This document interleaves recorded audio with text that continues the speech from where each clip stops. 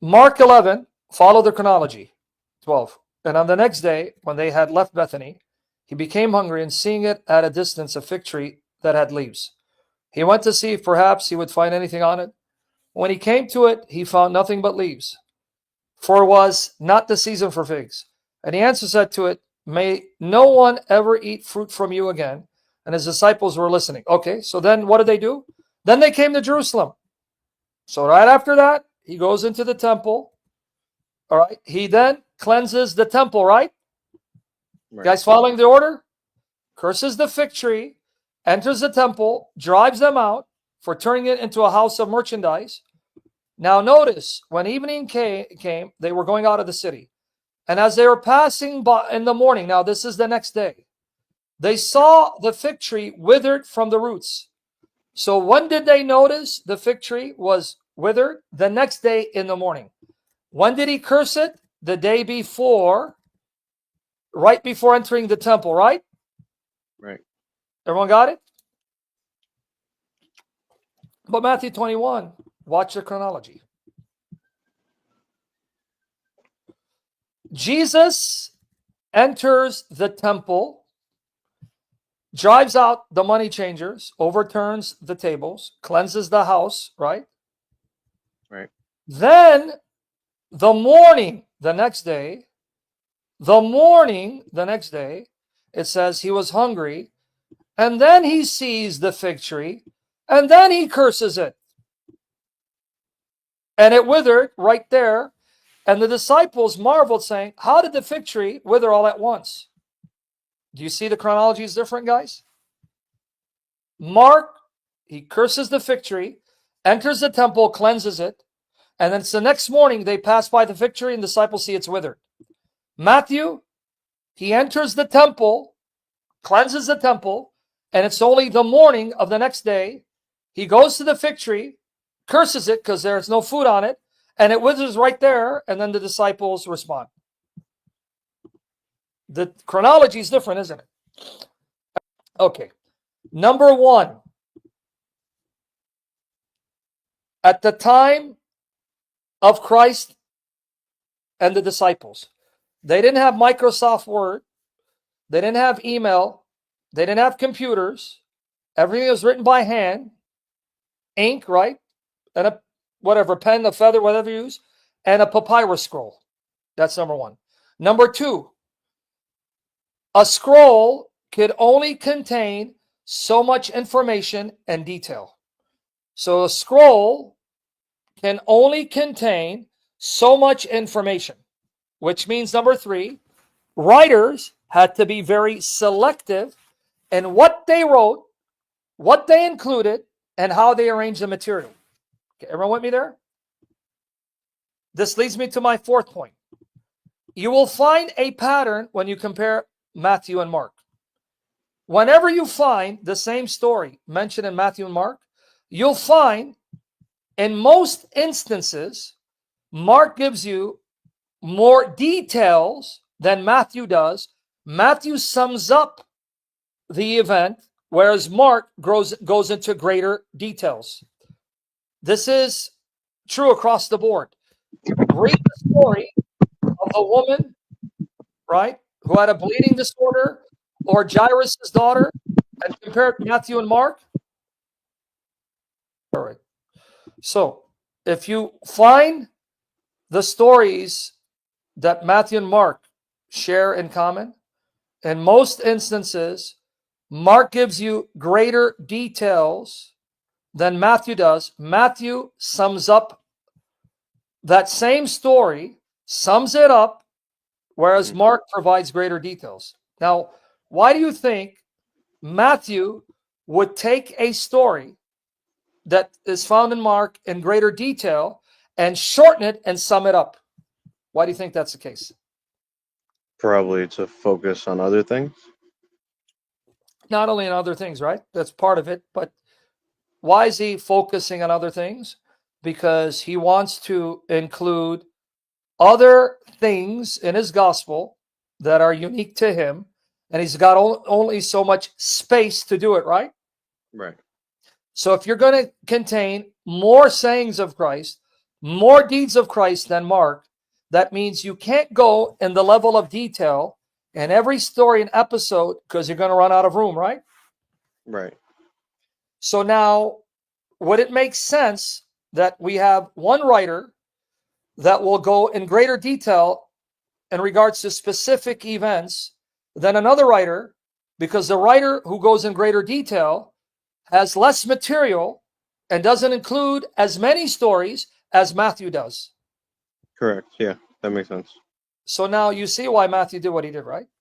Instead of giving you strict chronology, instead of going with, well, Jesus cursed the fig tree, entered the temple, drove out the money changers, cleansed the temple, and the next day they saw the fig tree withered, Matthew decided to combine that event in a single moment to sum it up so he can have more room to discuss the other events, other details that Mark does not include.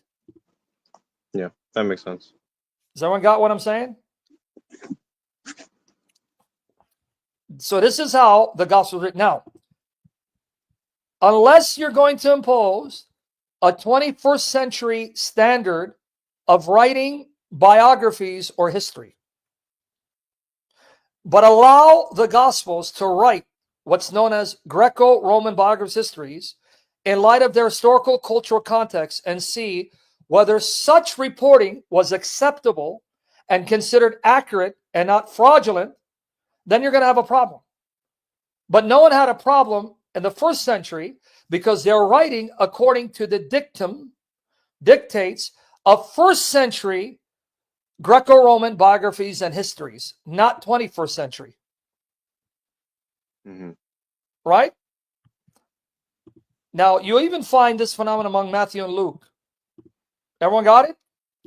So instead of reading Matthew, Mark, Luke, and John from a 21st century lens of how biographies are written, they're not writing in the 21st century. They're not writing to you.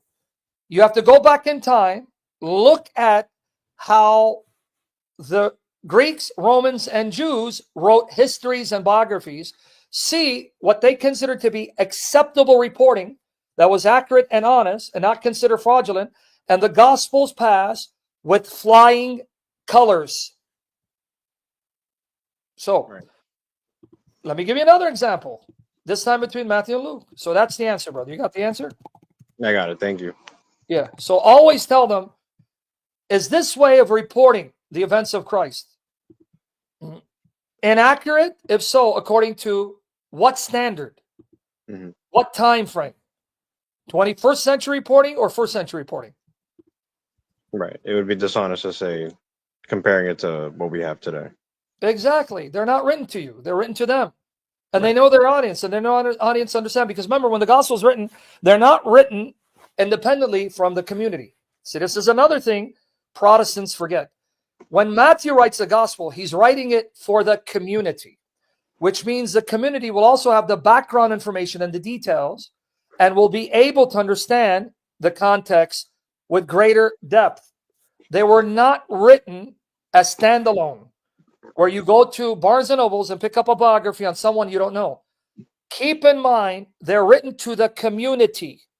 Matthew's writing to his community, a community he spent years with, catechizing, teaching, so they have a lot more information.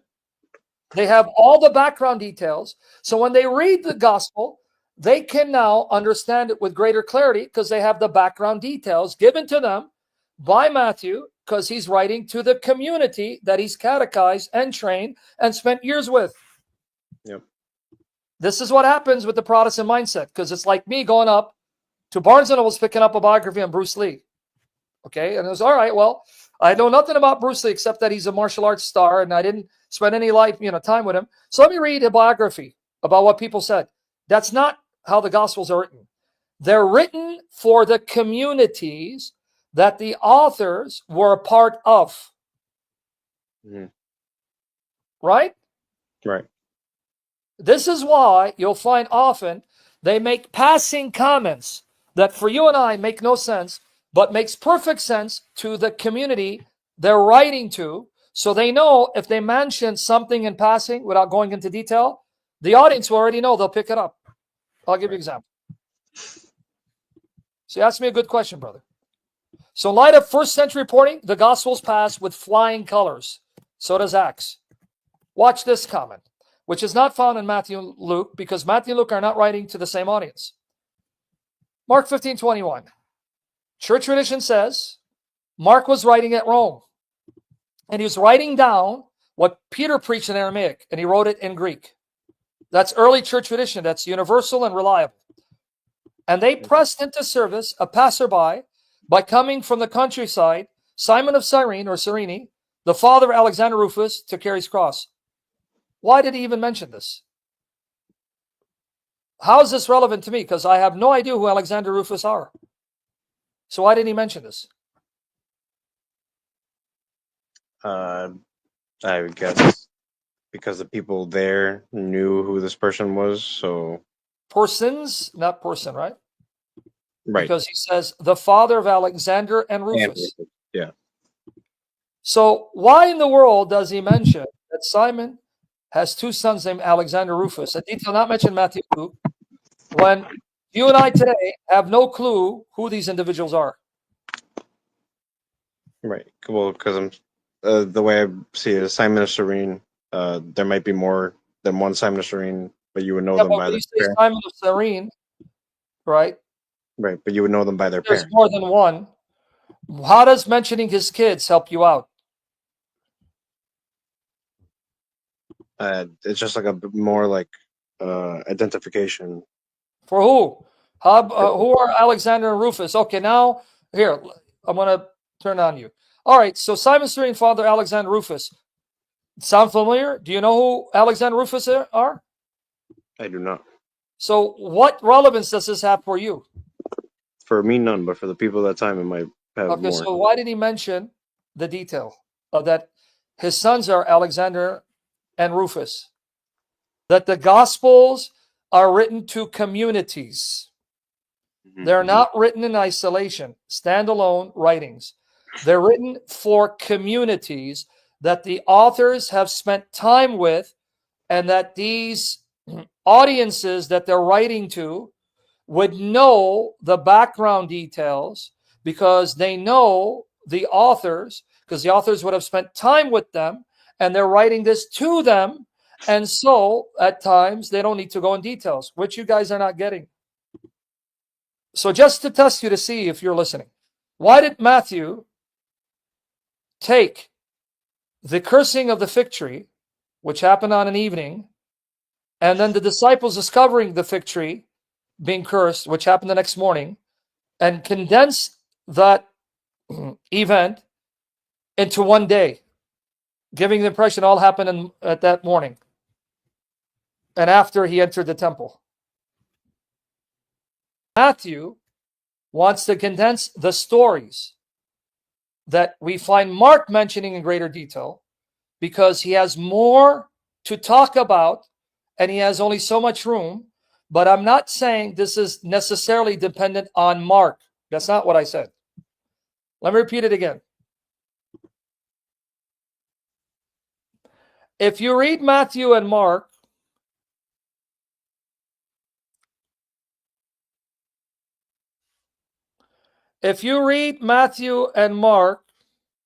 you're going to see Mark is only 16 chapters. Matthew's 28. Mark has less material than Matthew. Mark has less events, episodes than Matthew. So Mark can talk about an event in greater detail because he has less stories to include in a scroll.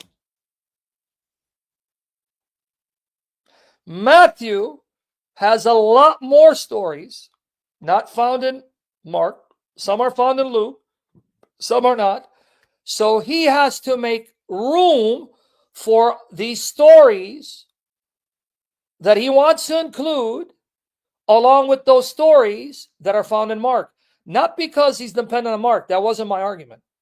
So the stories found in Mark when you read in Matthew, you find they're summed up. Now, the reason why he's going to sum them up isn't because he's aware of Mark. That's not my argument. He may be aware of Mark or not. That's not my argument. I know he's summing up the details because I have Mark. That doesn't mean Matthew has Mark. I'm saying I, with hindsight, can see, Mark has more details about the woman, right, was bleeding and Jairus' daughter than Matthew. But Matthew has more stories than Mark. So it has nothing to do with their dependency. It has to do with just common sense. Oh, so Matthew is going to sum up these stories to make more room for the other stories because he has less room to do so because he has a scroll that can only contain so much details. Now, whether he's aware of Mark or not is irrelevant to the argument. You understand? Do we get that, man? You understand? And even in those stories that Matthew records, he may not be going in great detail anyway. He may be summing those stories up too. So my argument does not depend on Matthew being aware of Mark. He may not. My argument can stand alone. I only use that because I see that when Mark reports a story that Matthew reports, I see that Mark has more details than Matthew, but Mark is shorter than Matthew because he has less stories to report than Matthew does.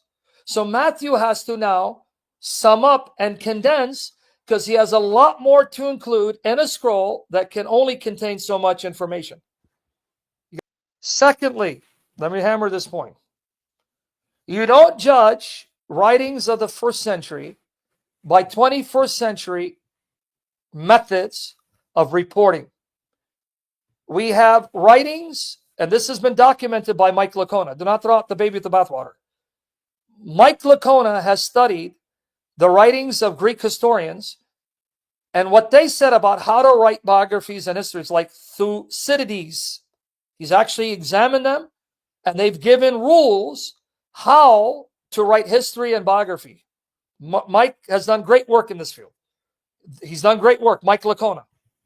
It's called Compositional Devices. I don't agree with everything he says, but he's done his work to show that the Greek writers, Latin writers, came up with rules saying, like Thucydides, here's how you do history and biography. In the first century Greco-Roman biography histories, writers were permitted to rearrange material to write in a less strict chronological manner, to arrange material topically, not chronologically. In other words, it was acceptable for you to arrange events according to topics, not chronology. So if you're arranging material according to topics, you can take an event that comes later and place it at the beginning of your writing if you're writing topically, not chronologically.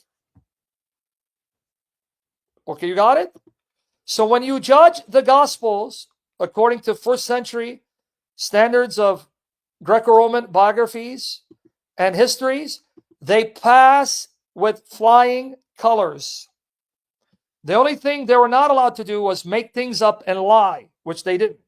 So they're reporting the same events, but they're not reporting it the same way. Sometimes they'll rearrange the order or condense it, but nonetheless, they are basing it on actual events and sayings. We got this? Because I'm going to give you an example of how Matthew and Luke will arrange the same event in a different order.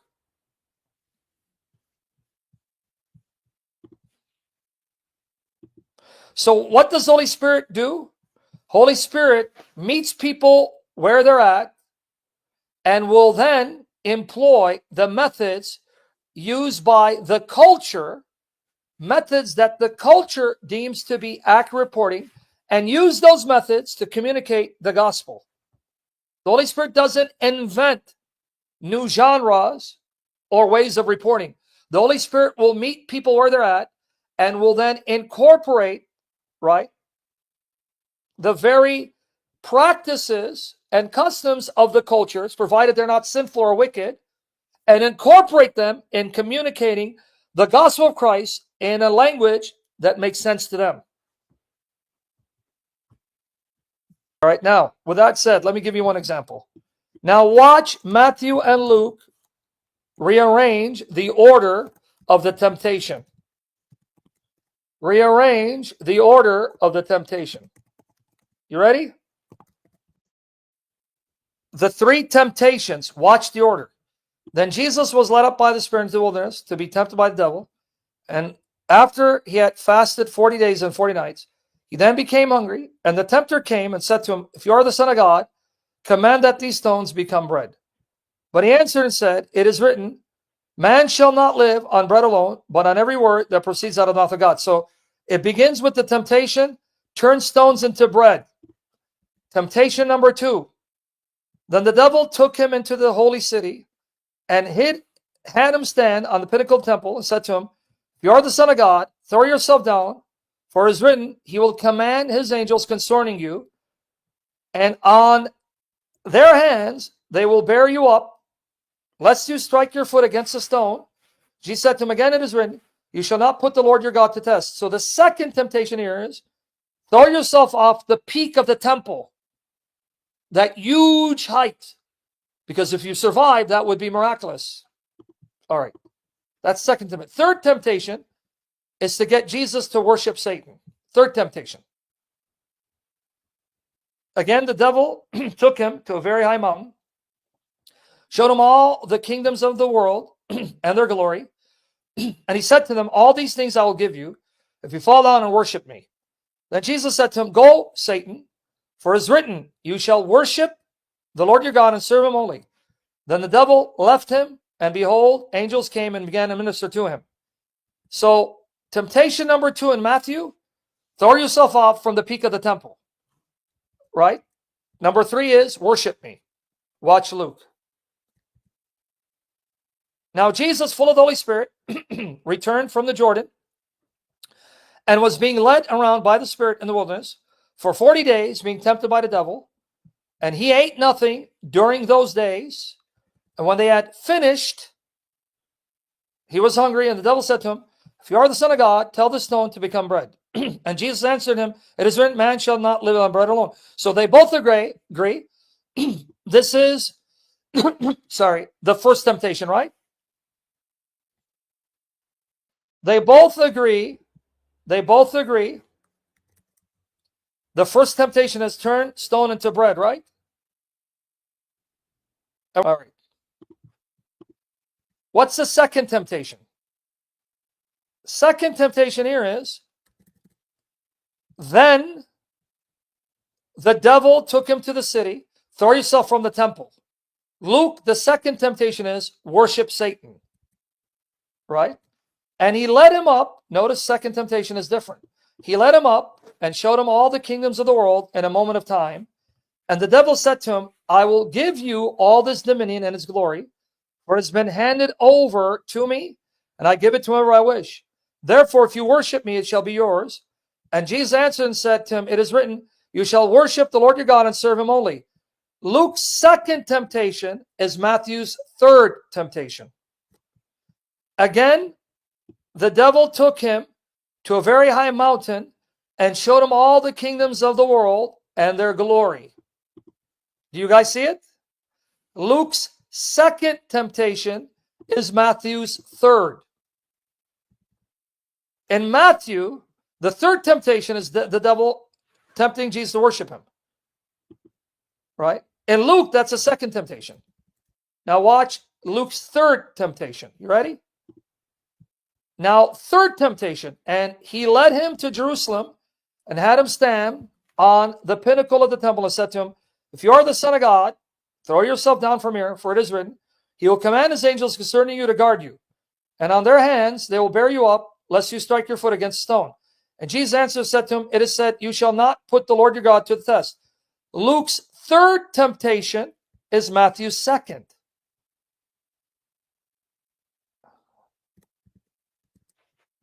See that? The orders are reversed. LaPont, everyone else got it?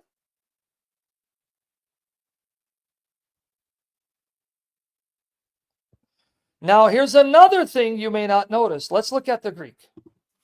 Because the Greek gives you a clue that one of them is not following strict chronology. Watch here. One of them is not following strict chronology. Let's see which one. Let me enlarge it. Okay, let's go here. Okay, and having fasted 40 days, he was hungry, and having come to the one tempting him, he said, if you are the Son of God, speak that the stones these loaves bread might become. But answering, it has been written, not, right? Coming out. Now watch here. 2T. 2T. 2T. Look what Matthew adds. 2T. Then, at that time. That time, then. See the word 2T? Okay, keep in mind. 2T, right? Keep that the adverb in mind, not preposition. All right, so that's the second. Then again, what happens? Let's go down. All right. Then again, Palin or Pauline. Again, Pauline. Let's look at here. Again, once more, back. Again, back, once more. You see, Matthew uses phrases that imply sequence, right? Sequence, correct? You guys catching it? All right. Now let's look at Luke, though. Let's look at Luke. Let's see what words he uses. K. No tutti, no Pauline. K means and. And does not refer to strict sequence. It simply means and. See the difference now? He doesn't use the phrases that Matthew uses, tutti, Pauline, which argues more that Matthew's giving you the chronology. Luke is simply giving you the temptation, but not in a strict chronological order. Do you see it? Pick up on these points that the Spirit moved the writers to write down. How about the third one? Okay, right? And having led. Right? Let's go back to the other one. Watch here. Right here, verse 9. He led him also, that too doesn't have to refer to strict chronology. Also means also, and also he did this. But doesn't mean he did it exactly right after. Moreover, he also did this. A weak adversative particle generally plays second in its clause, but on the other hand, and. So, one can argue that Matthew is most likely giving you the chronology, whereas Luke is simply grouping the temptations, not in a strict chronological order.